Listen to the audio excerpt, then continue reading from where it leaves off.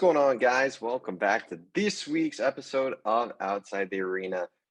I'm Griffin Senyek. Today, unfortunately, I'm not going to be joined by a co-host, but that's fine. We're going to talk a lot of news. Happy 4th of July, though. Let me say that first and foremost.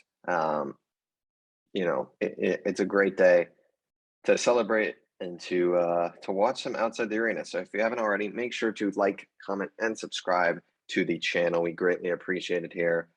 Weekly episodes. Usually it's not just me if you're new here. So make sure to stay tuned. Should have some new interviews with some fun guests coming soon as well. So stay tuned for that. But today we are going to be talking about the NBA. NBA free agency obviously opened this past week.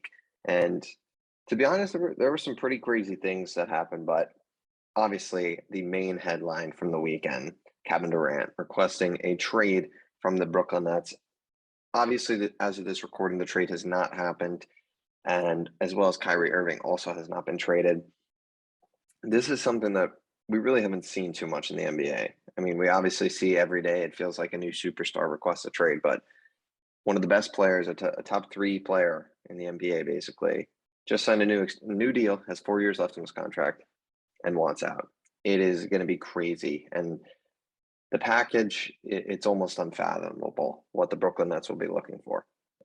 You look at what the package for Rudy Gobert got, 4 first-round picks, the Timberwolves first-round selection from this past year, I believe Walker Kessler. Malik Beasley's fine, Pat Bev, some other, I believe there was maybe another name or two in there. Just a huge package. So, I mean, Kevin Durant, it's almost crazy to think of what it would take to land him. I mean, for Brooklyn, this is obviously the worst nightmare possible. This is potentially the end of an era.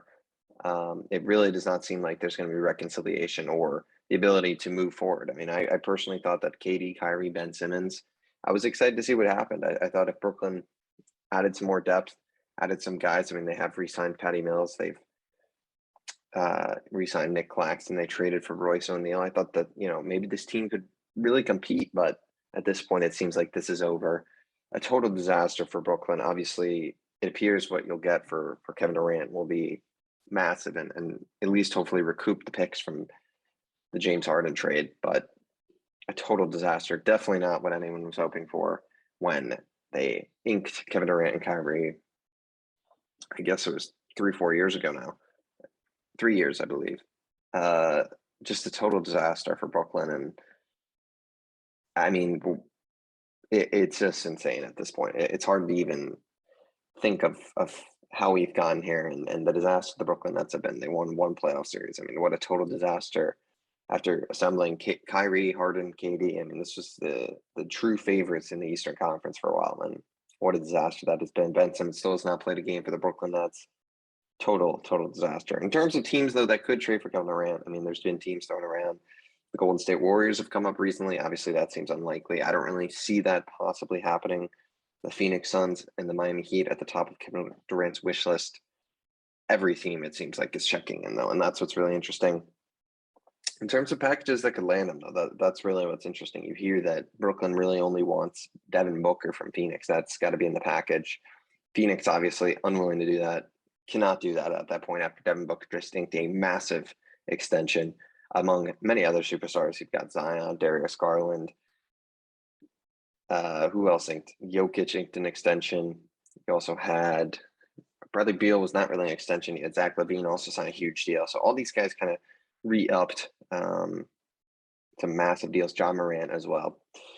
So Devin Booker's out. Phoenix, I mean, you could give McCall Bridges, DeAndre Ayton, Cam Johnson, maybe in some picks. It's a solid package. Miami, you just don't see that probably happening. They don't seem willing to trade Bam out of buyout. And KD said he wouldn't want to go there without Bam. But Kevin Durant, what say does he have in this situation? That's also another interesting topic. So you got those 2 teams, tough situation. Warriors, they could give, I guess, Wiggins, Poole, Moody, Kuminga, Wiseman, players in that group. I'm not sure if they can actually trade for Wiggins. I know there's some weird restrictions and stuff like that, but interesting package. Seems unlikely, though, that they're willing to do that, which would be interesting. So where does Kevin Durant go? I honestly think that this is going to be something that takes a while. I don't believe Kevin Durant is going to be traded in the near future. I may be totally wrong, but I think that the Kyrie Irving situation, I believe, will be resolved much quicker than the Kevin Durant. I think Kevin Durant, I think the Nets are just going to wait and see what happens. I mean, KD's got 4 years left in this deal. There's no reason to rush this trade. It's really tough to say where he goes. I mean, you could look at a team like the Pelicans. I think would be an interesting option if they center a package around Brandon Ingram. You could, I guess, put Jose Alvarado, a player like that, in that deal. Some other young talent, a lot of draft picks, and pair KD up with Zion and CJ McCollum, I think would be very interesting. My Cavs, I mean, could they make a deal surrendered around Evan Mobley, Colin Sexton, maybe trade Caris LeVert too? I don't know if they'd be willing to do that. You've heard Toronto, I think, would be fascinating. Kawhi situation 2.0 almost if they traded a guy like Scotty Barnes, if they traded a package of Scotty Barnes, maybe Gary Trent, OG Anunoby. I definitely botched that. I apologize to OG, but could Toronto come with the package? I mean, it's really going to be interesting to see where he ends up. I really don't know.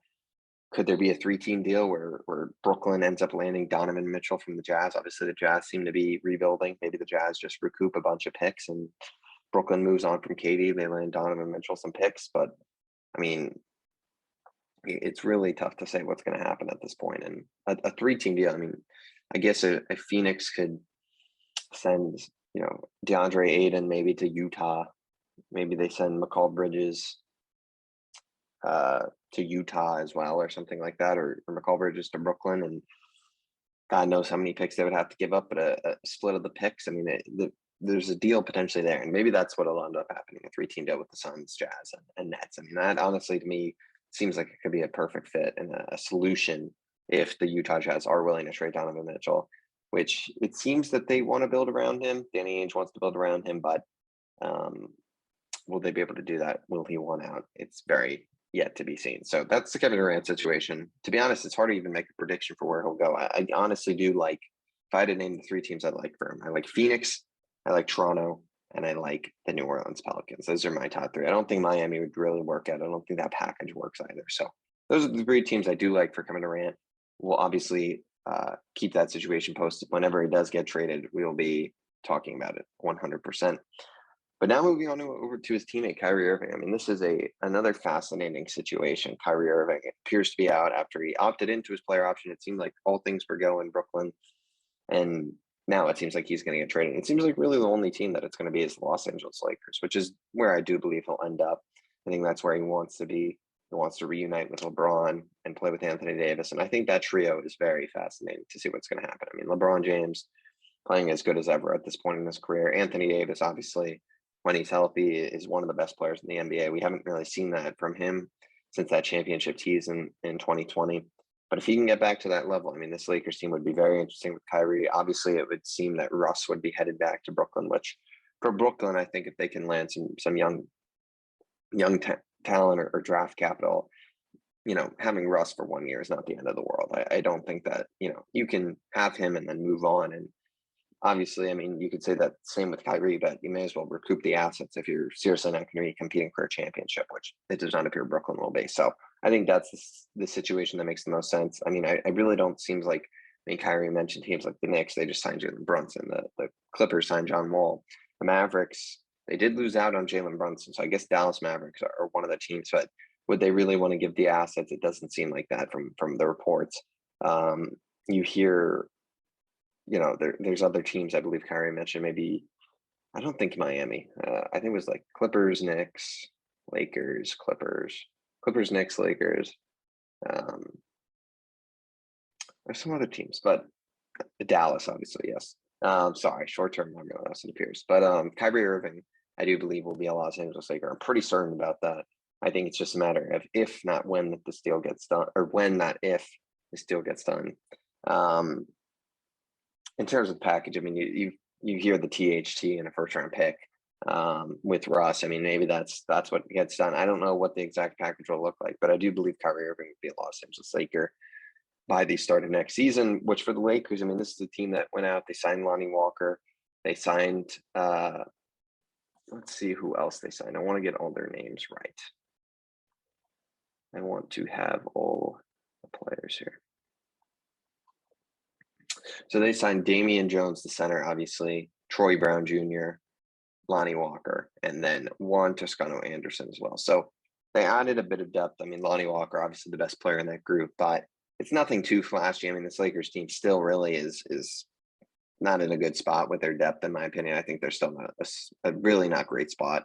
But I mean, you add Kyrie Irving to the mix, Kyrie, LeBron, and AD. That's a very compelling trio, and I think that they would definitely compete in the Western Conference. And I don't think they would miss the playoffs like last season. That's for sure. So I'd be excited to see Kyrie Irving. Obviously, the Brooklyn era, it seems like that is over for Kyrie and KD. Just madness. When I heard the news, it was just shocking. And I'm sorry we couldn't, have a true debate on here this week about that and all the information. But when I get a co-host next week for it, when Rob's back, you best believe we'll be discussing KD once again. Definitely very interesting. But with that, we're going to move on to the next topic of the day. And I do want to talk about Jalen Brunson and the New York Knicks. He inked a 4-year, $104 million contract with the New York Knicks. It seemed like Brunson was going to be a Knick. I mean, this was, I think, one of the worst kept secrets in the NBA that, say what you want, but Jalen Brunson clearly had some contact with the Knicks beforehand. And it seems like he had made up his mind well before the start of free agency that he was going to be a Knick. It seems like they figured it out. And look, good for Jalen Brunson getting a big contract. $26 million per year, I believe that equates to, which is a hell of a contract, and good for him for going and getting the contract he deserves. For the Knicks, though, I mean, if I'm being honest, I think that I just don't think this is the right move for them. I think Jalen Brunson's a heck of a player. I think the Knicks did well in getting a real point guard. I saw a list of the point guards that they've started on, for their first game of the season for the last, I don't know how many, 15 years or so. And it's definitely a disaster. I mean, they needed some stability there. Jalen Brunson will definitely provide that. I'm just worried about the cap space with the Knicks right now. And I do think that this team is not in serious contention. Obviously, you've got Brunson, you got RJ Barrett, who looks like he's coming around. Julius Randle had a bad year last year. And outside of that, though, I mean, there's not much to really look at with the Knicks and say that this, be excited about. And that's why I think that this team still is, maybe they'll compete for a playoff spot, a play-in spot. I don't think they'll be a top 6 seed in the East, but I really don't think this team is still very good. And I think that this move, if anything, is just going to set them back because of the cap space. I think it's a good move. I think that they had to do it, and it was smart landing a player of Jalen Brunson's caliber, especially at the point guard position for the Knicks. And Knicks fans should be happy about this. This is what they need. This is a good point guard. I just think it's an unfortunate situation where it's a good move, but at the same time, that's $26 million devoted to a player who has never made an All-Star game in his career. And look, he did have Luka Doncic in front of him. So we're going to see Jalen Brunson as potentially one of the, the main offensive option on the New York Knicks next to RJ and Julius Randle. But he's going to be up there in terms of shots and being able to produce. So I'm very excited to see maybe Jalen Brunson takes that leap that,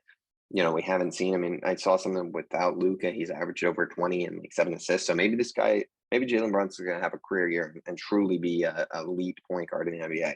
But just from what I've seen and from what we've seen, not, it just seems like the Knicks are going to be stuck in a state of mediocrity for a little bit longer, which I know no Knicks fan wants, and is an unfortunate situation. So for Knicks fans, hold in there. This is a good move. They're doing good. They have a lot of draft picks they did acquire throughout this, draft. So let's hope they put it to good use. Obviously, they also extended Mitchell Robinson 4 years, $60 million, which another crazy stat was that it was the first Knick that was drafted by the team to get a second contract in like God knows how many years. I mean, an insane stat. So, good for Mitchell Robinson. I do believe that is an overpay, $15 million per year. I don't think quite what Mitchell Robinson is potentially worth, but hey, good for him. He got the contract he deserved. And, or not the contract he deserved, but he got the best contract out there, and the Knicks paid him. And hey, he's been a good center. He's a good defensive center. It's just a matter of staying on the court with him, I feel. So hopefully Mitchell Robinson can do that and be a key contributor to a potential playoff Knicks team. We will see for sure. Speaking of centers, one of the best centers in the NBA, one of the highest paid centers, and the best defensive center, Rudy Gobert, this week got traded, as I mentioned earlier, to the Minnesota Timberwolves. Definitely a very interesting move. The Timberwolves now will have a starting group of, D'Angelo Russell, Anthony Edwards, Jalen McDaniels, I believe, will potentially start for them. And then you've got Karl Anthony Towns, who now played the four, the power forward position for them, and Rudy Gobert at center. I think this is a good move for the Timberwolves. They did give up a lot of draft capital, which obviously sucks, but they're trying to win, and they've got a good team. Anthony Edwards is one of the best young players in the NBA. Karl Anthony Towns is a true star in this league. He's a consistent all-star caliber player, and that's what you want. Rudy Gobert, one of the better defenders. I mean, he's won 3 Defensive Player of the Year for a reason. He's one of the better defenders. He's a solid option. He can score as well. I mean, he's really good in the paint. So this is a good move for them. I think that in terms of the Western Conference and how it stacks up, they're a playoff team once again, and this just elevates it. You got obviously teams in the West like the Warriors, the Suns, the Clippers are going to be good. Kawhi's coming back to re-sign John Wall. You've got teams like the Nuggets with reigning 2-time MVP Nikola Jokic and Jamal Murray and Michael Porter Jr. coming back. You've got teams like New Orleans with Zion potentially coming back. I mean, there's a lot of good teams. The Lakers, obviously, if Kyrie gets traded there, is going to be very interesting. You got the Dallas Mavericks, obviously, Luka Doncic. They had Christian Wood. That's going to be interesting. Portland, Dame, you maybe can't count him out. I mean, that team doesn't look like it's going to be too good, but you never know. I mean, it's going to be a very interesting situation. So for the Western Conference, I mean, it's going to be a grind. The Memphis Grizzlies as well. I knew I kind of forgot something. So the Grizzlies as well, the Twitter merchants, the Memphis Grizzlies, it seems these days. But Rudy Gobert, I mean, he's a great player. This only elevates the Timberwolves. And I think that for them, I mean, do I think that they're going to win the NBA Finals? No. But I think that this team is in a spot where they're going to compete and be a really tough team. And I think seeing Pat Bev get traded was obviously interesting. Obviously, he was one of the main, really, it seemed like he was a big guy, but big guy for them in terms of leadership, clubhouse, and really serving as a leader for that team that was fighting against the Grizzlies and fighting to make the playoffs and winning in the play-in. Obviously, we'll see what happens with him in Utah, but for Utah, it just seems like a total tear down at this point. Obviously, Quinn Snyder getting let go. The infamous Brian Windhorst segment on First Take. If you haven't seen it, I highly suggest you check it out. He kind of inferred that something was going on in Utah before the Gobert deal went down. And Utah just seems like they're in total teardown, trying to get younger, trying to build potentially around Donovan Mitchell. So we'll see what happens there. Unfortunate for the fans in Utah, just couldn't work out with Donovan and Gobert, and just seems like a rebuild now. So we're going to see what happens there. Obviously, it's going to be a little while for them to be competitive. Probably potentially the worst team now in the Western Conference, one of the worst teams in the Western Conference. Obviously, we've got the Oklahoma City Thunder down in the gutter. The Spurs are going to be really bad. The Spurs are probably the worst team. And then I guess really connects to the next and potentially really final topic of the day, and that's Dejounte Murray getting traded to the Atlanta Hawks for Danilo Gallinari, who has since been bought out and signed with the Boston Celtics, and then a few first-round picks. For the Hawks, this is a good deal. They pair another, star with John Moran. That combination right there is going to be something fun to watch. John Collins, it appears he's going to stay in Atlanta. You got Clint Capella there.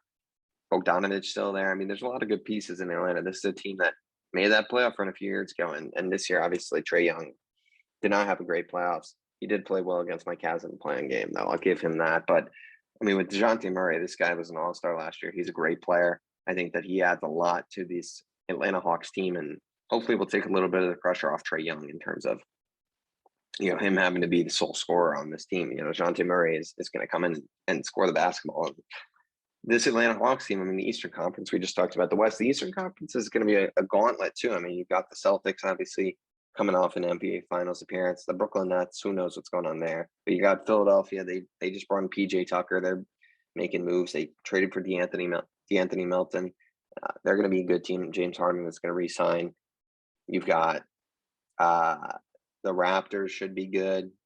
You've got – it's weird trying to name these teams off the top of my head. It gets confusing. The Cavs are young and coming up. You got teams like the Hornets potentially looking to improve. You got who were the best teams in the Bucks? Geez, I can't believe I forgot the Bucks. The Heat. There we go. We're naming the teams out. The Bucks, obviously, with Giannis, it's gonna be tough. The Heat. Jimmy Butler just had an incredible playoff run. So this is a conference that the competition is at as high a level as ever, and it's gonna be really competitive. The Hawks, I think, with this move are right in the mix. I don't know if they can come out of the Eastern Conference, but who would have said that a few years ago when they made their run to the Eastern Conference Finals? So I think adding Dejounte Murray is huge for them. I'm excited to see what happens, and it's a good move, and they didn't have to pay too hefty of a price. Just draft picks, which it just seems like are so useless in the NBA at this point. It's pretty funny compared to the NFL, where a first round pick is one of the most highly coveted things out there, it seems. So Dejounte Murray, good move by the Atlanta Hawks. Excited to see how they look this year. The combination of Trey and Dejounte should be fun. Real quick, I'm just going to talk about some of the other moves to end this episode off. Obviously, John Wall signed a 2-year deal with the Clippers. John Wall, we haven't seen John Wall for a little bit, so who knows how John Wall is going to perform. He's obviously up there in age now. He's, I believe, close 34-ish, something like that. I could be wrong. But the Clippers, they got a hell of a team with Paul George and Kawhi, and it seems like that they're, my co-host Rob really believes in them. He thinks that they're going to be one of the best teams, if not the favorites in the Western Conference this year.